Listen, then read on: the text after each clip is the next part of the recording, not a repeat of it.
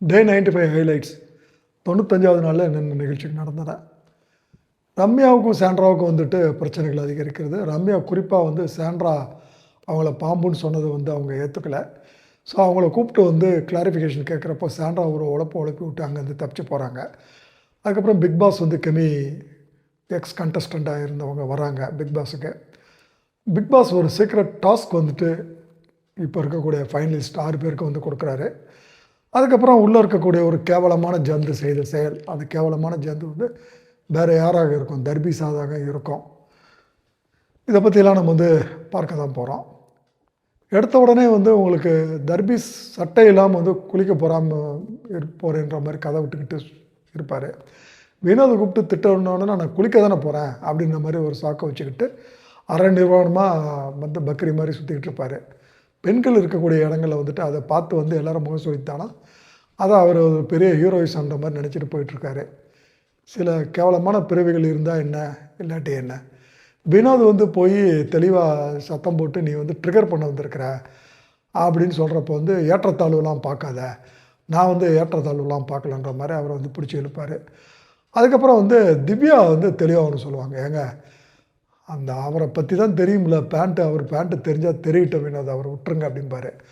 அதுக்கப்புறம் உடனே தர்பீஸ் வந்து என்னை பாடி ஷேமிங் பண்ணுறாரு வினோத்ன்ற மாதிரி வந்து எடுத்துகிட்டு வருவார்.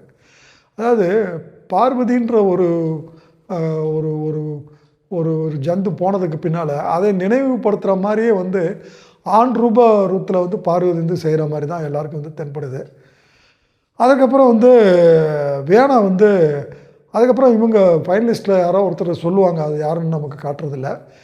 இவங்க வந்ததுலேருந்து ரொம்ப நெகட்டிவிட்டியாக இருக்குதுப்பான்னு சொன்னோடனே வேணா அதை பிடிச்சிக்கிட்டு என்ன நெகட்டிவிட்டி, நாங்களும் வந்து ஹவுஸ்மேட்ஸ் தானே அப்படின்னு வந்து சொல்லுவாங்க. இவங்க வந்து ஹவுஸ்மேட்ஸே கிடையாது, எக்ஸ் கண்டஸ்டண்ட்டு கெஸ்ட் மாதிரி வந்திருக்கிறாங்க. பட் வேணா மனசுக்குள்ளே தன்னை ஹவுஸ்மேட்டுன்னு நினச்சிக்கிட்டதுனால தான் இவ்வளோ விளைவுகள். கடந்த 3 நாளாக நடந்த எபிசோடில் வேணா தன் இன்னமும் ஹவுஸ்மேட்டுன்னு நினச்சிக்கிட்டு இருக்கிறது வந்து புரியுது. இப்போ தான் அவங்க சொல்கிறதுக்கப்புறம் புரியுது. வேணா மட்டும் அப்படி நினைக்கல. ரம்யா வந்து என்ன சொல்கிறாங்கன்னா, எங்களுக்கும் உரிமை இருக்குது, எல்லாருக்கும் உரிமை இருக்குன்ற மாதிரி ரம்யா சொல்கிறாங்க. பழைய கண்டஸ்டனாலுமே அது வந்து உரிமை கிடையாது, அது விளையாட்டில் அவங்க கிடையாது. அவங்க வந்து வேடிக்கை பார்க்கலாம், பேசலாம், அங்கே வந்து ஒரு கெஸ்ட்டாக இருக்கலாம். அங்கே வந்து ஆட்டத்தை குலைக்கிறது, பிக் பாஸ் ரூலை மீறுறது, இதெல்லாம் வந்து பண்ணுறதுக்கெலாம் அவங்களுக்கு உரிமை இல்லைன்ற விஷயம் இவங்களுக்கு இன்னும் புரியல. அதனால தான் இவங்க இருந்தப்போ வந்துட்டு பிக் பாஸ் வந்து பிரச்சனைக்குரிய உருவமாக இருந்தது. எந்த டாஸ்க்கும் உருப்படியாக வந்து நடக்கலை.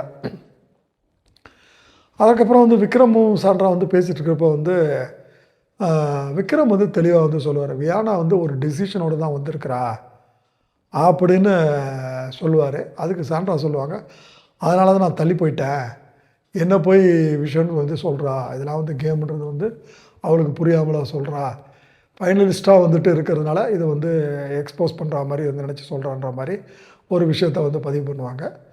அதுக்கப்புறம் வந்து பழைய எக்ஸ் கண்டஸ்டண்ட் வந்து கெமி வந்து வருவாங்க. கெமி வந்தவுடனே 6 பேருமே கன்ஃபெஷன் ரூமில் பிக் பாஸ் கூப்பிட்டு ஒரு சீக்ரெட் டாஸ்க் கொடுப்பாரு. முன்னாள் ஹவுஸ்மேட்ஸ் யாருக்குமே தெரியாமல் இவங்களை ஒழிச்சு வைங்க, யார் கண்ணுக்கும் தெரியக்கூடாது, அப்படி சக்ஸஸ்ஃபுல்லாக ஒழிச்சு வச்சிட்டிங்கன்னா பணப்பெட்டியிலேருந்து 1 லட்ச ரூபாய் சேருன்ற மாதிரி வந்து சொல்கிறாரு. சபரி வந்து பயங்கர தில்லாலங்கடிங்க. அவர் வந்துட்டு ஹோஸ்டாக இருந்திருக்கிறாரு, பிஜேவாக இருந்திருக்கிறாரு, விஜய் டிவியில் வந்துட்டு பிக் பாஸ் அன்லிமிட்டட்லாம் பண்ணியிருக்கிறதுனால சட்டுன்னு ஒரு கேம் பிளே வந்து போடுவாருங்க. யாருக்குமே தோணாது. அவர் போடுற கேம் பிளே வந்து ரொம்ப சூப்பர். அவர் டக்குன்னு என்ன சொல்லுவார்னா, நான் வந்து வந்திருக்கிறவங்களாம் எக்ஸ் கண்டஸ்ட்டுங்க, நம்ம மேலே வெறியாக இருக்கிறானுங்க, நம்மளை பற்றி கழுவி ஊற்றணுன்னு வந்திருக்கிறானுங்க, நான் போய் உட்காந்துக்கிட்டு உங்களுக்கு நான் இந்த இதுதான் பண்ணேன், என்னை பற்றி நீங்கள் என்ன நினைக்கிறீங்கன்னு கேட்குறேன், என்னை கழுவி ஊற்றிக்கிட்டு இருப்பானுங்க, அவனுக்கு ஊற்றி முடிக்கிறதுக்குள்ளே நம்ம இந்த வேலையெல்லாம் சக்ஸஸ்ஃபுல்லாக பண்ணான்னு சொல்லி அவர் அதே மாதிரி டாஸ்க்குன்னு சொல்லி அவங்கள கூட்டிகிட்டு போயிடுறாரு. அதாவது கார்டன் ஏரியாவில் அந்த ஒரு மூலையில் சோஃபா போட்டிருக்க இல்லையா, அந்த இடத்துக்கு வந்து கூட்டிகிட்டு போயிடுறாரு. கூட்டிகிட்டு போன உடனே அதுக்கப்புறம் வந்து சாண்ட்ரா வந்து போய் கெமியை கூட்டிகிட்டு வராங்க. கூட்டிகிட்டு வந்து தலை ரூம் பெட்ரூமுக்கு பின்னால் வந்து ஒழிச்சு வச்சிடுறாங்க, கெமியை ஒழிஞ்சிடுறாங்க. அதுக்கப்புறம் வந்துட்டு பிக் பாஸ் வந்துட்டு இவங்களால் இன்னும் கண்டுபிடிக்க முடியல, எக்ஸ் கண்டஸ்டண்ட்டால். பிக் பாஸ் என்ன பண்ணுறாருன்னா, எல்லாரையும் கூப்பிட்டு வந்துட்டு உங்களுக்கு வந்து 2 பேரும் வாங்க, இப்போ இருக்கக்கூடிய ஃபைனலிஸ்ட் வந்துட்டு எக்ஸ் கண்டஸ்டண்ட் வந்து கூட்டிகிட்டு போங்க, கூட்டிகிட்டு போயிட்டு ஒரு ஒரு எக்ஸ் கண்டஸ்டண்ட் வந்துட்டு அந்த ரூமுக்கு போகிறப்போ அவங்களுக்கு என்னென்ன தோணுது, என்ன நடந்தது சொல்லுங்கள் அப்படின்ற மாதிரி வந்து ஒரு ஹோம் டூர் வைக்கிறாரு. அந்த ஹோம் டூர் எதுக்குன்னா, இவங்க கண்ணுக்கு வந்து அவங்களால கண்டுபிடிக்க முடியல. அவங்க தேடி ஒரு ஒரு ரூமாக போனாலும் அவங்க கண்ணுக்கு தென்படுறாங்களான்னு கண்டுபிடிக்கிறதுக்காக அந்த ஒரு டெஸ்ட்டு. ஸோ இவங்களும் மடையனுங்க, டாஸ்க்குன்னு தெரியாது, சீக்ரெட் டாஸ்க்கு. ஒரு ரூமாக போகிறப்போ மண்டையை ஆட்டிக்கிட்டு தன்னை வந்து கருத்தை வந்து சொல்லிக்கிட்டு இருப்பாங்க. அதில் குறிப்பாக வந்து அந்த பாத்ரூம் கிட்ட முன்னால் போனவொடனே ரம்யா சாண்ட்ரா பற்றி, இங்கே தான் எனக்கு அந்த பாம்பு விஷயத்த மறக்க முடியல, பார்வதி கிட்ட பாம்புன்னு சாண்ட்ரா என்னை வந்து சொன்னாங்க அப்படிம்பாங்க. அப்போ சாண்ட்ரா நான் அதுக்கு பதில் கொடுக்கலாமான்னு சொல்கிறப்போ சபரி இங்கே வேண்டாம், நம்ம வெளியே போய் கொடுத்துக்கலாம் அப்படின்றாரு. அவருக்கு என்ன பயம்னா, ஒரு ஒரு ரூம்லேயும் ஒரு ஒரு நினைவு ஒருத்தர் பேசுகிறப்போ ரொம்ப நேரம் தங்கினாங்கன்னா கெமி இருக்கிற ரூமில் நினைவு வந்து கெமியை வந்து கண்டுபிடிச்சிடக்கூடாது இல்லையா? அந்த ஒரு எண்ணத்தில் சபரி வந்துட்டு அதை பின்னால் வந்து நம்ம பேசி தீர்த்துக்கலான்ற மாதிரி வந்து கட் பண்ணிடுவார். அது ஒரு பியூட்டிஃபுல் மூவுங்க, சபரினுடைய ஒரு பியூட்டிஃபுல் மூவ். அதுக்கப்புறம் வந்துட்டு சாண்ட்ரா வந்து ரம்யாவை தனியாக கூட்டிகிட்டு போவாங்க. கூட்டிகிட்டு போய் உட்கார வச்சுக்கிட்டு வந்துட்டு சொல்லுவாங்க. அதாவது ஒரு சொல்லுவாங்கன்னு சொல்கிறத விட பயங்கரமாக ஒரு உருட்டுவாங்க. அதாவது எப்படி ஆரம்பிப்பாங்கன்னா, நான் வந்து உன்னை நம்பினேன்றது வந்து மாதிரி நினச்சிக்கிட்டு இருக்கேன், but I don't trust anybody, நான் யாரையும் நம்பலை. அதே நேரம் பார்வதி வந்து என்கிட்ட வந்து கேட்குறப்போ வந்துட்டு அப்படின்னு ஆரம்பிக்கிறப்போ வந்து ரம்யா வந்துட்டு பாதியிலே மறிப்பாங்க.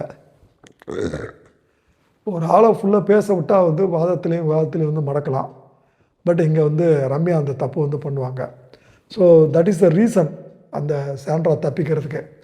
இங்கே ரம்யா உணர்ச்சி வசப்பட்டு, எது சாண்ட்ரா, நான் வந்து உங்களை போய் நம்புன்னு நான் சொல்லியிருக்கிறேன்னா, இப்போ நீங்கள் என்னை நம்பலை, நான் யாரையும் நம்ப மாட்டேன்ற மாதிரி சொல்கிறீங்க, நீங்கள் பண்ணுறது அவ்வளவு நடிப்பு, வெளியே போய் பாருங்கள் உங்களுக்கு புரியுன்ற மாதிரி வந்து சொன்ன உடனே சாண்ட்ரா வந்து அந்த இடத்த விட்டு நைஸாக வந்து நவுந்துருவாங்க. ஒரு வாதத்தில் வந்துட்டு தெளிவாக முடிவுக்கு எடுத்துகிட்டு உணர்ச்சி வசப்படக்கூடாதுன்ற விஷயம் சிம்பிள் பேசிக்கு. ரம்யாவுக்கு இந்த விஷயம் தெரியாதனால சாண்ட்ரா வந்து எக்ஸ்பீரியன்ஸு, ஏற்கனவே சீரியலில் நடிச்சிருக்கிறாங்க, நடிப்பு தான் அவங்க ரத்தத்தில் ஊறி இருக்கிறது. ஸோ இந்த இடத்துல தெளிவான ஒரு நடிப்பை போட்டு எஸ்கேப் ஆகிடுறாங்க. இது வந்து சாண்ட்ரானுடைய ஒரு கெத்துன்னு கூட நம்ம வந்து சொல்லலாங்க. அதுக்கப்புறம் ரம்யா விட மாட்டாங்க. ரம்யா அதுக்கப்புறம் வந்து சபரி, அதுக்கப்புறம் அப்சரா உட்காந்து பேசுகிறப்போ வந்து சபரிக்கிட்ட ரம்யா வந்து சொல்லுவாங்க, என்னை பாம்புன்னு சொல்கிறா, விக்ரம் பற்றி தப்பாக சொல்கிறா, இப்போ வந்து கொலாவிக்கிட்டு அலையிறா, விக்ரம் சொன்னது மட்டும் அப்படி கரெக்டாக இருக்குதா அப்படின்னு சொல்கிறப்போ வந்துட்டு இதை பக்கத்து ரூம்லேருந்து கேட்ட வந்து சாண்ட்ரா அழுகிறாங்க. அங்கே வந்துக்கிட்டு இருக்க விக்ரம் வந்து சாண்ட்ராவுக்கு போய் ஆறுதல் வந்து சொல்கிறாங்க. அப்போ சாண்ட்ரா சொல்கிறாங்க, நான் என்ன பண்ணுறதுங்க, பார்வதி வந்து கேட்டாங்க, நீ வந்து ரம்யாவை நம்புறியான்னு வந்து கேட்டாங்க அப்படின்ற மாதிரி அந்த பாத்ரூமில் அந்த பாம்பு விஷயத்தை பற்றி விக்ரம்கிட்ட பாலிஷாக எக்ஸ்பிளைன் பண்ணிக்கிட்டு இருப்பாங்க. ரொம்ப தெளிவான உமனுங்க, எதை பேசணும் எதை பேசக்கூடாதுன்னு வந்து தெளிவான விஷயம் அவங்களுக்கு. இப்போ அவங்கள பொறுத்த வரைக்கும் வீட்டுக்குள்ளே வந்திருக்கிறது அவங்களுடைய ஃபினான்ஷியல் க்ரைசிஸு. அதற்காக எந்த லெவலில் எவ்வளோ தூரம் நம்ம உள்ளே இழுத்து பிடிக்கணும், அதற்கு என்ன பண்ணணும்னு தெரிஞ்சு வந்து ப்ளே பண்ணுறாங்க.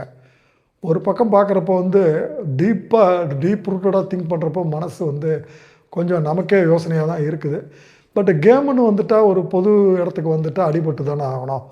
அதற்கு வந்து அவங்க அழுகிறாங்க அப்படின்றது வந்துட்டு எந்த விதத்தில் உண்மைன்றது வந்து நம்ம வந்து அந்த லெவலில் வந்து புரிஞ்சுக்கிட்டால் நமக்கு நல்லது.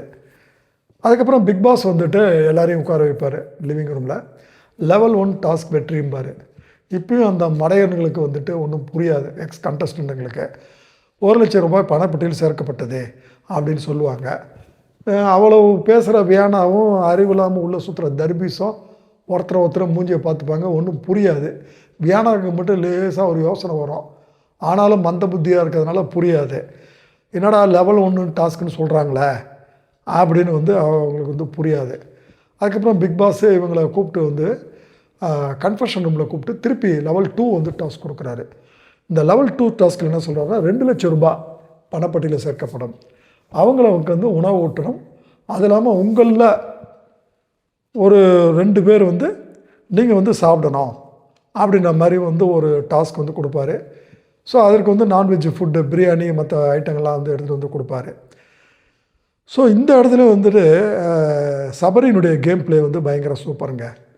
சபரி வந்து பியூட்டிஃபுல்லாக இவங்களை வந்து டைவர்ட் பண்ணுவார். எக்ஸ் கண்டஸ்டண்ட்டை. அந்த நேரத்தில் வந்துட்டு சபரி இந்த விஷயம் தெரியாமல் தர்பீஸ் வந்து சபரியை வந்து பாராட்டிக்கிட்டு இருப்பாங்க. வியானா வந்துட்டு சபரி நீ முதல்ல டஃப்பாக இருந்தா, ஜெனுனாக இருந்தா, அதுக்கப்புறம் மாறிட்டுற மாதிரி வந்து புலம்பிக்கிட்டு இருப்பாங்க. இவங்க தெளிவாக வந்து உள்ளே உட்கார வச்சு நீட்டாக அந்த ஜோலியை முடிச்சிடுவாங்க, சீக்ரெட் டாஸ்க்கை முடிச்சிடுவாங்க. ஸோ ஹோம் டூர்லேயும் கண்டுபிடிக்கலாம் லெவல் 1. இப்போ இதுலேயே வந்து இவங்க கண்டுபிடிக்க முடியாதப்போ அப்புறம் பிக் பாஸ் வந்து கூப்பிட்டு சொல்கிறப்போ வந்து பயங்கரமாக கரகோஷம் கெமி வந்து வராங்க. ஸோ இங்கே பணப்பெட்டி வந்து 8,18,500 இருக்கிறது. இப்போ கூடுதலாவது 13,18,500 வந்து உயருது. தர்பீஸுக்கும் வியானாவுக்கும் மூஞ்சி வந்து இருளடைஞ்சிருக்கு. அந்த ஃபோட்டோவையும் தர்பீஸ் வந்து ஸ்விம்மிங் பூலில் அரண் நிர்வாணத்தில் இருந்த ஃபோட்டோவையும் நம்ம தம்ப்நெயிலாக வந்து நம்ம வைக்கிறோம், கவராக வைக்கிறோம். அதை பார்த்தாலுமே உங்களுக்கு எந்த அளவுக்கு அவங்களுடைய பொறாமையினுடைய எண்ணங்கள் வந்து முகத்தில் தெரிகிறது வந்து தெளிவாக வந்து நமக்கு வந்து புரியும். அதுக்கப்புறம் வந்து குறிப்பாக வந்து தர்பீஸ் வந்துட்டு அரண் நிர்வாணமாக நீச்சல் குளத்தில் குளிக்கிறது, ஆட்டம் போகிறதுன்னு இருக்கிறப்போ வந்து வினோத் ரொம்ப கடுப்பாகிறாரு. பொம்பளைங்க இருக்கிற இடத்துல இந்த மாதிரி குளிக்கிறாருன்னு சொல்லிட்டு. அப்புறம் நான் தீயணைப்புத்துறையா வாங்க வந்து இங்கே வந்து கண்ணுக்குட்டி உள்ளே விழுந்துச்சு எடுத்துகிட்டு போங்கன்னு சொன்னாலும் இவருக்கு வந்து புரியாது. இந்த ஆளுக்கு புரிஞ்சாலும் புரியாத மாதிரி நடிப்பார் தர்பீஸு. ஏன்னா எவ்வளோ காலம் வந்து நேஷ்னல் டிவியில் எவ்வளோ செகண்ட்ஸு 10 செகண்டுக்கு வந்துட்டு கிட்டத்தட்ட வந்து அட்வர்டைஸ்மெண்ட்டுக்கு 1,00,000 ரூபா வாங்குறாங்க. இது இலவச அட்வர்டைஸ்மெண்ட்டு தானே. இந்த விஷயம் நல்லா தெரியும். ஏன்னா அவர் வந்து ரீல்ஸு டிக்டாக்லாம் பண்ண ஆள் தான். ஸோ அதனால் அவர் வந்து இப்படி பண்ணால் தான் காட்டுவாங்கன்ற மாதிரி தன்னுடைய காரியத்தை சாதிச்சுக்கிறாரு தர்பீஸு. இதுக்கு நடுவில் வந்து சோப்பு நுரையெல்லாம் போட்டு இருந்து ஆட்டம் போடுறது, அதுக்கப்புறம் வந்து தனியாக நீச்சல் அடிச்சிட்ருக்காரு. பட் அவர் வந்ததே வந்து இங்கே வந்து கான்ட்ரிபியூஷன்லாம் பண்ணுறதுக்கு இல்லைங்க. இருந்த வரைக்கும் உள்ளே ஜாலியாக இருக்கிறது, சாப்பிட்டுட்டு ஓடுறது, ஏமாந்த நேரத்தில் வந்துட்டு வினோத ஒரு குத்த வேண்டியது, தான் பெருமை பேசுகிறதுன்னு தெளிவாக புரியுது. இங்கே கெமி வந்து பேசிகிட்டு இருப்பாங்க. அவங்க பேசுகிறப்பையும் அவர் வந்து உள்ளே வரல. கெமி எல்லாரையும் கட்டுப்பிடிச்சி வந்து ரவுண்ட் டேபிளில் கட்டுப்பிடிச்சி அவங்க வந்து ஒரு யூனிட்டி வந்துட்டு ஒரு பாண்டு க்ரியேட் பண்ணுறப்பையும் தர்பீஸ் வந்து உள்ளே வரல. இது நமக்கு வந்து தெளிவாகவே வந்து புரியுது. தர்பீஸ் வந்து அங்கே இல்லாத பற்றி மற்றவங்களும் தர்பீஸை ஒரு மனுஷனாக மதிக்கலன்றது வந்து புரியுது. நம்ம முதலே சொன்ன மாதிரி பணப்பெட்டியில் இப்போ 13,18,500 இருக்கிறது. அதுக்கப்புறம் ஒரு வெப் சீரியல் விஜய் டிவியில் இருக்கக்கூடிய ப்ரொமோஷனுக்காக வந்திருந்தாங்க. அவங்க வந்து போனதுக்கு பின்னால் வந்து ரம்யா வந்து திவ்யா கிட்ட திருப்பி வந்து சொல்லுவாங்க. திருப்பி இந்த ரம்யாவுக்கு வந்து மனசு ரொம்ப தாங்காதுங்க. ஒரு சாதாரண ஒரு உமன் ஆடல் பாடலேருந்து வந்ததுனால திவ்யா கூப்பிட்டு நான் நல்ல டேர்மில் இருக்கிறப்போ வந்துட்டு பாம்புன்னு சொல்கிறாங்க. நான் சண்டை போட்டிருக்கிறப்போ சொன்னால் கூட நான் கோவப்பட்டிருக்க மாட்டேன். நான் வந்து நல்லா நம்பி பேசிகிட்டு இருக்கப்போ வந்துட்டு அதுதான் அந்த ரம்யாவை ட்ரிகர் பண்ண விஷயம். என்னை வந்து அங்கே பேசிட்டு இங்கே வந்து குத்துனதான் எனக்கு தாங்க முடியல. இப்போ கூப்பிட்டு கேட்டதுக்கு அரைகுறையாக சொல்லிட்டு ஓடுறாங்கன்ற என்னை வந்து பண்ணுறாங்க அப்படின்னு சொல்கிறப்போ வந்து திவ்யா தெளிவாக சொல்லுவாங்க, சாண்ட்ராவுடைய புத்தி அவ்வளோதான், அதாவது உன் புத்தி அவ்வளோ, சாண்ட்ராவை சொல்லுவாங்க, சாண்ட்ராவுடைய புத்தி அவ்வளோதான். அதுக்கப்புறம் வந்து உன் புருஷன் பிள்ளைங்களை வச்சுட்டு விளையாடுறன்றது தெளிவாக தெரியுது அப்படின்னு சொல்லிட்டு திவ்யா வந்து இங்கே வந்து சொல்லுவாங்க. இப்போ இவங்க சாண்ட்ராவை தெளிவாக தெரியுதுன்னு சொல்கிறது வந்துட்டு நமக்கு தெளிவாக திவ்யாவுடைய கேம் வந்து புரியுது. திவ்யா வந்துட்டு இப்போ தெளிவாக வந்து சாண்ட்ராவினுடைய நெகட்டிவிட்டி வந்து புரிஞ்சுக்கிட்டாங்க. வெளியே பேர் கெட்டு போச்சுன்னு வந்திருக்கவங்க சொல்கிறதெல்லாம் புரியுது. ஸோ அதனால் சாண்ட்ராக்கிட்டேருந்து விலகினா தான் ஓட்டு வரும் அப்படின்றது அவங்களுக்கு புரியுது. அதே நேரம் சாண்ட்ரா மேலே அவங்களுக்கு ஒரு டவுட் இருக்குது, பணப்பட்டி தூக்கிட்டு ஓடுறதுக்கு வாய்ப்பு இருக்குதுன்னு சொல்லி. ஸோ இந்த விஷயங்கள் தான் இன்றைக்கி நடந்த விஷயங்கள். ஸோ வேறு ஒன்றும் புதுசான விஷயங்கள் எதுவுமே இல்லை. ஸோ பணப்பட்டி இன்றைக்கும் யாரும் எடுக்கலை. யார் எடுக்கிறாங்க அப்படின்றது வந்து ஒரு பரபரப்பை கூட்டிக்கிட்டு இருக்குது. அமௌண்ட்டு வந்து கூடி இருக்கிறது 13,18,500 யாருக்கு போய் சேரும், யார் எடுக்கிறாங்க, நாளைக்காவது அந்த விஷயம் தெரியுமா, இல்லை பணப்பட்டியில் இருக்கக்கூடிய பணம் வந்து அளவு வந்து கூடுமா, அல்லது பணப்பட்டி எடுக்காதனால டைம் வச்சுட்டு பிக் பாஸ் எடுத்துகிட்டு போயிட்டாராம். இதற்கெல்லாம் விடை வந்து நம்ம நாளைய நிகழ்ச்சியில் தெரியும்னு வந்து நம்ம வந்து நம்புவோங்க.